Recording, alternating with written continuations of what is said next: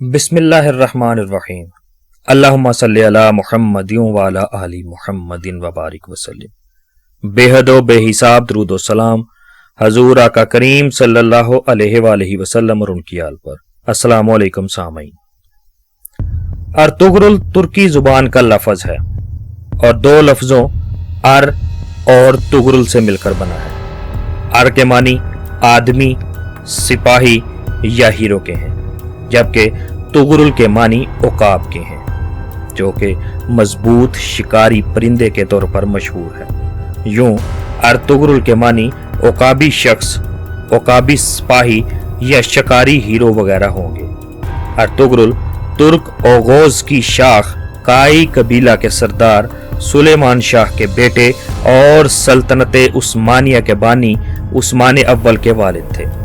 ولادت کا زمانہ سن 1191 کے آس پاس کا ہے، جبکہ وفات کا زمانہ سن 1281 کے آس پاس کا ہے۔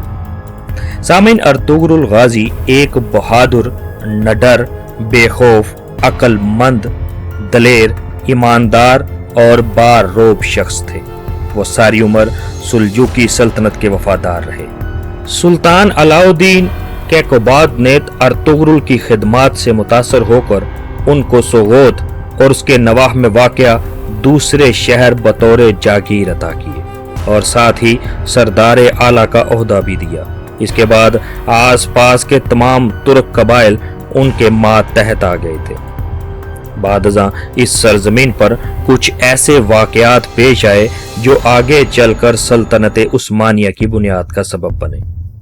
سامعین، اسلام کی سربلندی کی خاطر ارطغرل اور دیگر عثمانی سلاطین کی مجاہدانہ سرگرمیوں کی بنا پر عموماً ان کے ناموں کے ساتھ غازی کا لقب لگایا جاتا ہے۔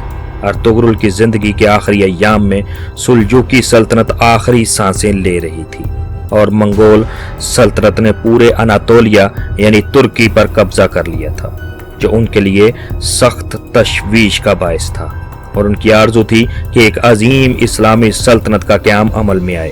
چنانچہ ارطغرل کے سب سے چھوٹے بیٹے غازی عثمان اول نے ان کا یہ خواب پورا کیا اور ایک عظیم و شان سلطنت عثمانیہ کی بنیاد رکھی۔